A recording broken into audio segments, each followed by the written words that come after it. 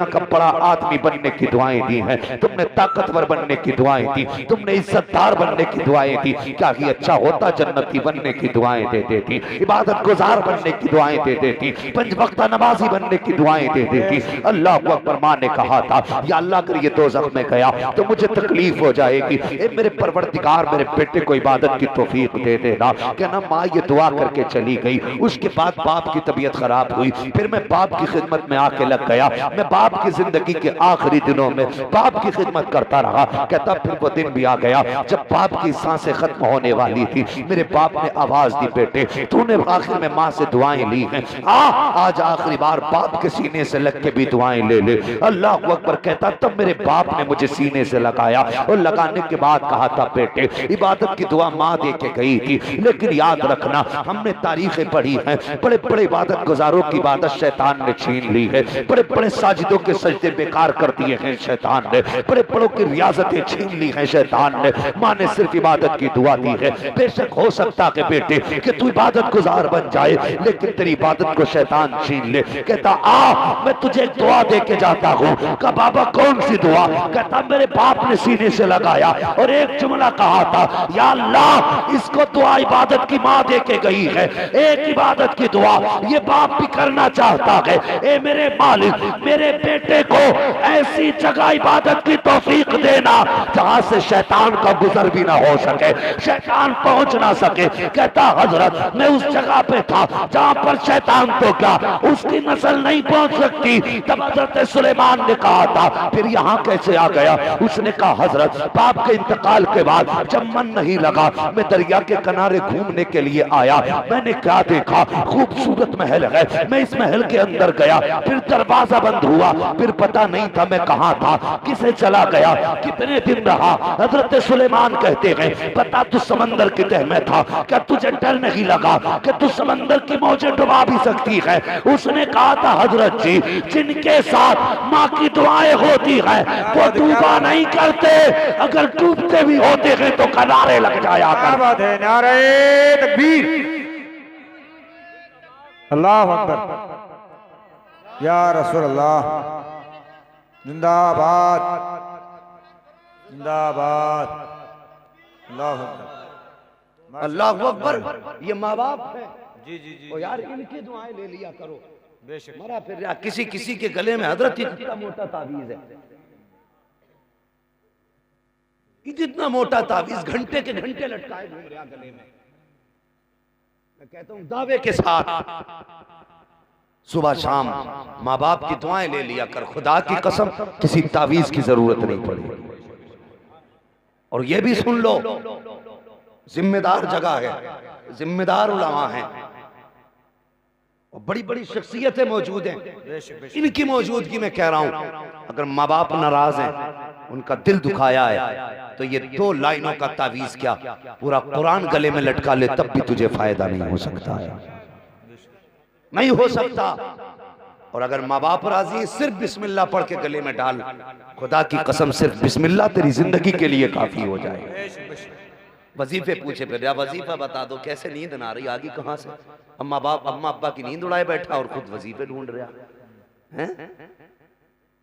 माँ बाप वो किताब है जिसे तुम लिखोगे पढ़ के तुम्हारी औलाद सुनाएगी। और ये कुछ गुनाह ऐसे हैं जिनकी सजा अल्लाह ने दुनिया में भी रखी है, आखिरत में भी रखी है।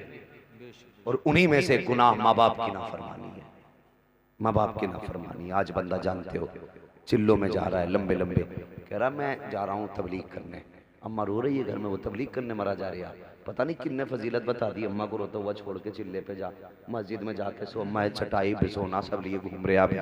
जिनको निकाला मस्जिद नबी से नबी ने वो फिर रहे हैं आज भी बिस्तर लिए हुए, जी जी जी, लिए घूम रहे। मैं स्टॉप के टहल लिया मनहूस, जी जी जी। हुजूर की बारगाह में एक सहाबी आ गए, कहने लगे हुजूर मैं जिहाद पे जाना चाहता हूँ, क्या करोगे? का गर्दन कटाऊंगा दीन के लिए, अल्लाह राजी हो जाएगा। मेरे हुजूर ने फरमाया अहय्युन वालिदा का, क्या तेरे माँ बाप जिंदा है? उसने कहा जी। मेरे हुजूर ने फरमाया जा उनकी खिदमत कर ले, अल्लाह तुझे घर के अंदर जिहाद का सवाब अता फरमाए। बेशक बेशक, सुभान अल्लाह। अल्लाह तुझे हज्जात का सवाब। एक बंदे ने सुना कि मदीने में कोई ऐसा आया है कि वो रब का इतना प्यारा है जिससे वो राजी हो जाए उससे खुदा राजी हो जाता है। उसने इतना सुना, कई मील दूर रहा करता था शहर मदीना शरीफ से। अल्लाह अकबर। मदीना शरीफ भी बड़ा मीठा नाम है, जबान पे आ जाए तो रूह ताजा हो जाती है, कानों तक की आवाज पहुंच जाए तो जिस्म सैराब हो जाता है। लफ्ज़ मदीना शरीफ है इतना मीठा। अल्लाह अकबर। पता चला कोई ऐसा भी आया है जमीन पे, अगर वो राजी हो जाए तो खुदा राजी हो जाता है। अल्लाह अकबर। वो तलाश में था रब की, बड़ी कोशिशों के बाद उसे हुजूर का पता चला। अल्लाह अकबर। इकलौता था माँ बाप का, मेरे हुजूर की बारगाह का सफर किया। कई दिन सफर करने के बाद मुस्तफ़ा के कदमों में पहुंचा। हुजूर से जाके कहने लगा, और प्यारे रब के लाडले बता तो सही, मैंने ये सुना है जिससे आप राजी हो जाते हो उससे खुदा राजी हो जाता है। मेरे नबी ने फरमाया, सच सुना है तूने, जिससे मैं राजी उससे खुदा राजी। कहा मैंने भी इसी कोशिश में आया हूँ, आप बताइए आप कैसे राजी होंगे? कहा क्या करोगे? कहा आपको राजी करके खुदा को राजी करना है। मेरे हुजूर फरमाते हैं क्या तेरे माँ बाप हैं? उसने कहा हाँ है। कहा किस हाल में छोड़ा है उन्हें? वो कहता हजरत रोते हुए छोड़ के आया हूँ। कहा क्यों? कहा उनका इकलौता बेटा हूँ, वो जाने की इजाजत नहीं दे रखे थे, मैंने रोता हुआ छोड़ दिया। हुजूर फरमाते हैं जा वापस चला जा, मेरी खिदमत में रखने की जरूरत नहीं है। जिन्हें रोता हुआ छोड़ के आया है उनके लबों पे हंसी लौटा दे, अगर वो राजी हो गए तो मोहम्मद भी राजी हो जाएगा, मोहम्मद का खुदा भी राजी हो। क्या बात है। नारे तकबीर, नारे रिसालत, मसलक के आला हजरत नबी के गुलामों की शान, जन्नत के हैं मेहमान। अब्बा की खैर नहीं, पीरों के नीचे सोना बिछा रहे हैं। तो भाई तेरा सबसे बड़ा पीर तेरा बाप है, इनके हाथों को चूमना हमारे लिए शर्फ की बात है, लेकिन इनके हाथों को चूमना भी तभी शोभा देगा जब हम घर से माँ के बाप के हाथ चूम के आए। ये तुम्हारे लिए सबसे बड़ा पीर। मैंने कहा था नसीब वाले हैं वो बेटे जिनको आखिरी वक्त में माँ बाप दुआ दे जाते हैं, बड़े नसीब वाले हैं। और हुजूर ने फरमाया सुनो, जो बेटा ऐसा होगा जिसको आखिरी वक्त में माँ या बाप हाथ उठा के दुआ कर दे, हुजूर फरमाते हैं कयामत में सब जन्नत ढूंढेंगे और मैं उस गुलाम को ढूंढूंगा जिसने आखिरी वक्त में माँ बाप की दुआएं ली हो। जी जी जी।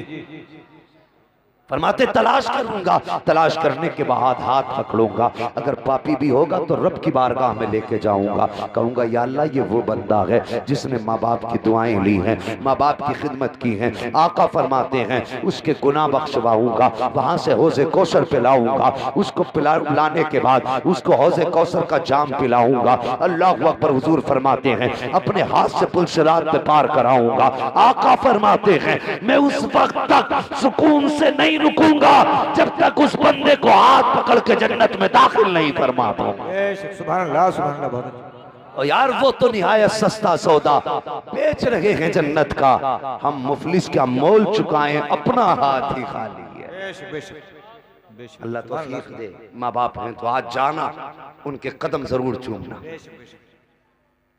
उनके कदम चूमना, फिर देखना सुबह की बहारें अलग होंगी। जी जी। अगर नाराज हैं तो उन्हें मना लेना, अगर ये रूठे तो फिर कुछ नहीं मिलने वाला, अगर ये राजी हैं तो सब कुछ तुम्हारे लिए है। हाँ, और अगर चले गए हैं माँ बाप तो उनके नाम पे इसाले सवाब की महफिलें मुनक्किद करें। हाँ, आज भाई जाकिर साहब के वालिद मरहूम, क्या नाम है, मरहूम इसराइल अहमद साहब, आज उनकी कब्र में जब फरिश्तों ने जाकर के सवाब के नेकियों की वो जो गठरियां खोली होंगी, उन्होंने कहा होगा अभी कब्र में अंधेरा था, उजाला कहाँ से आ गया? तो फरिश्तों ने कहा हो मुबारक हो, ऐसा बेटा छोड़ के आया है जो तेरे आने के बाद आज अल्लाह और उसके रसूल के चाहने और मानने वालों को बुला के मदीने वाले की बातें कर रहा है। हाँ, और ये माँ बाप सिर्फ जमीन के ऊपर दुआ नहीं देते, ये जमीन के नीचे भी दुआएं देते।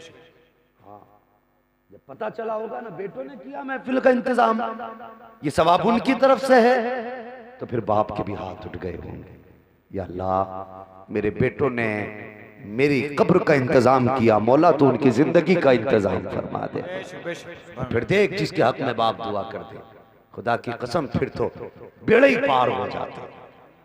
माँ बाप की दुआएं लेने की कोशिश करें, इनकी खिदमत करें।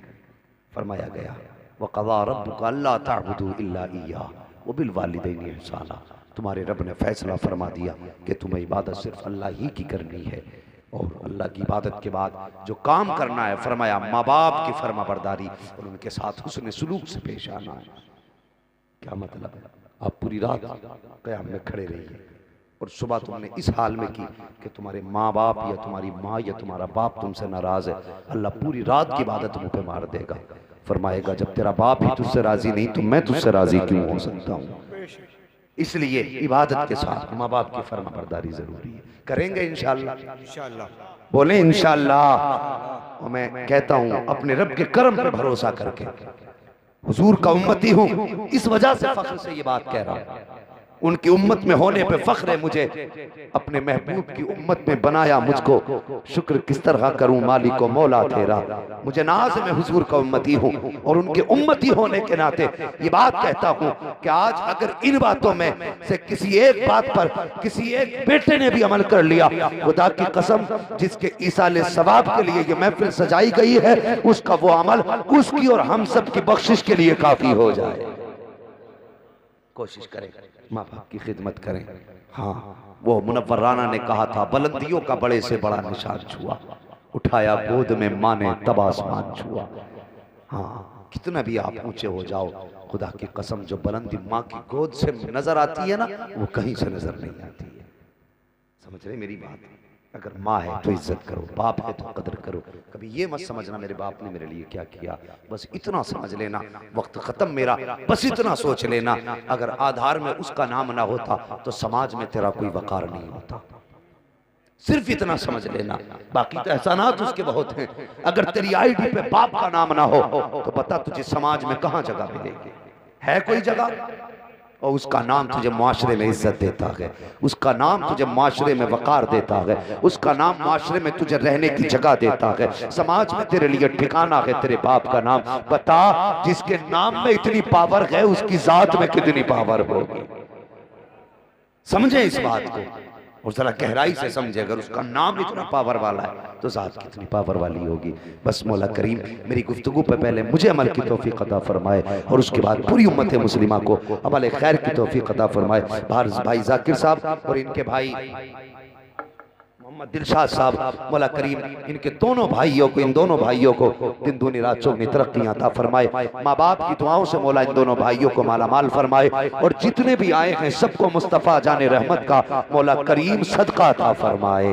मौला हमें उस वक्त तक मौत न दे जब तक हमें तौबा की तौफीक नसीब ना हो जाए। हम अक्सर कहा करते हैं कादरी कर, कादरी रख, कादरियों में उठा, कादर अब्दुल कादिर कुदरतुमा के वास्ते। और ये क्यों कहते हैं? इसलिए कि वो से पाक फरमाते हैं जो कादरी होगा वो उस वक्त तक नहीं मरेगा जब तक अल्लाह उसे तौबा की तौफीक नसीब नहीं कर देगा।